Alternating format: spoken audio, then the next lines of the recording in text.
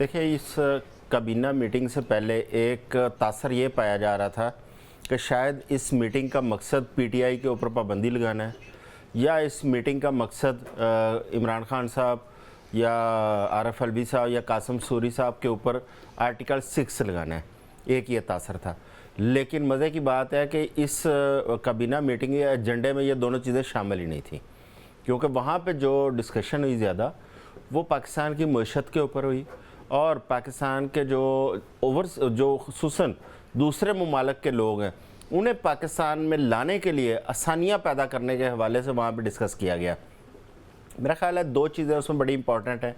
एक, जो 126 मुल्कों के लिए ई वीज़ा की सहूलत दी जा रही है और वो फ़ीस फ्री ई वीज़ा होगा टूरिस्ट के लिए भी, और जो वहाँ पे अपना बिजनेसमैन आएगा उससे भी फ़ीस नहीं वसूल की जाएगी और उनको ई वीज़ा दिया जाएगा। दूसरा, जो पेट्रोलियम कंपनीज़ हैं, जो पाकिस्तान के अंदर पेट्रोलियम प्राइसेस फ़िक्स की जाती हैं, उस हवाले से एक बड़ी अहम डेवलपमेंट है कि गवर्नमेंट ने ये फ़ैसला किया है कि ये प्राइसेस का डिसीजन ये पेट्रोलियम कंपनियों के हवाले किया जाए, ना कि हुकूमत हर 15 दिन के बाद इसकी प्राइसेस डिसाइड करे।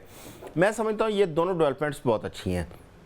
इस हवाले से एक तो जब आप 126 मुल्कों को आप ई वीज़ा की सहूलत देने जा रहे हैं तो बाकी पूरी दुनिया ई वीज़ा के ऊपर शिफ्ट हो चुकी है और तमाम दुनिया ने ये आमदोरफ्त जो है बहुत आसान कर दी है और एयरपोर्ट्स के ऊपर उन्होंने ई गेट्स भी लगा दिए हैं।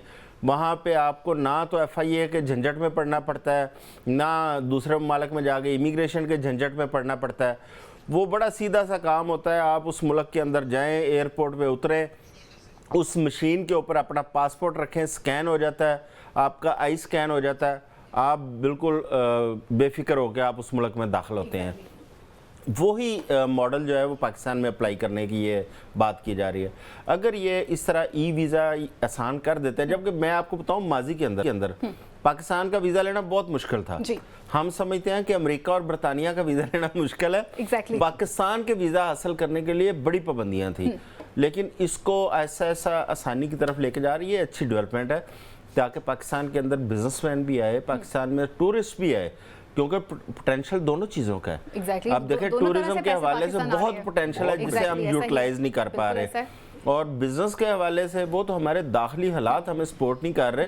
वरना पाकिस्तान में अगर यहाँ पे अमन हो, यहाँ पे दहशत गर्दी ना हो, तो इससे अच्छी मैं नहीं समझता कि बिज़नेस के लिए कोई अच्छी जगह होगी, क्योंकि पाकिस्तान के अंदर आपको पता है मौसम भी हर तरह के हैं। पाकिस्तान में ना पानी की कमी है, ना यहाँ पे किसी और चीज़ की कमी है, लेकिन सिर्फ और सिर्फ कमी एक चीज़ की है, हमारी नीयतों की, जिसकी वजह से ये सारा कुछ हो रहा है।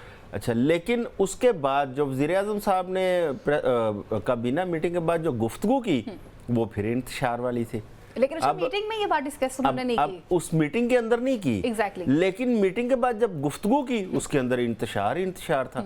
उसमें वज़ीर-ए-आज़म साहब कह रहे हैं कि ये दहशतगर्द हैं, ये जुमात में ये होना चाहिए, वो सारी जो गुफ्तगू थी उनकी, उन्होंने 9 मई के पीछे खड़े होकर की। अगर वो 9 मई के पीछे छुपने की बजाय जो अच्छे काम किए थे उन्हीं पे बात करते तो मेरा ख्याल है ज़्यादा उनको फ़ायदा पहुंचता। लेकिन पता नहीं क्या मसला है, क्या मजबूरी है इस हुकूमत की कि वो हर अच्छा काम भी करके 9 मई के पीछे छुपते हैं, हर जो उनकी बैड परफॉर्मेंस है उसके लिए भी 9 मई के पीछे छुपते हैं। अगर ये 9 मई से जब तक नहीं निकलेंगे तो ये कैसे आगे बढ़ेंगे, क्योंकि ये खुद कहते हैं कि हमें यहाँ पे एक इस्तेहकाम चाहिए। ठीक है, जब इस्तेहकाम लेके आना है तो 9 मई का मामला अदालतों पे छोड़ें। जो अदारों ने उनको, जिन लोगों को गिरफ्तार किया, मुकदमात बनाए, उन्होंने अपना काम कर दिया, अदालतों ने अपना काम करना है। अब अगर मरियम साहब के कहने पे अदालत ने काम करना है तो फिर तो हमारी अदलिया का अल्लाह ही हाफ़िज़ है। मरियम साहब की ख्वाहिश के ऊपर तो अदालत ने फैसला नहीं करना, अदालत ने तो वो फैसला करना है जो मरियम साहबा के मतहत महकमा पुलिस ने जो मुकदमा बनाया है उसके अंदर जो सबूत, जो गवाह, उसने अगर इतना मजबूत चलान होगा तो ऑटोमेटिकली वो कैफरे किरदार तक लोग पहुंच जाएंगे। अगर उनके मतहत अदालत ने उनके अदारे ने एक केस ही कमजोर बनाया होगा, उसका चलान ही कमजोर मुरतब किया होगा, तो अदालत कहां से वो उसको सजा देगी।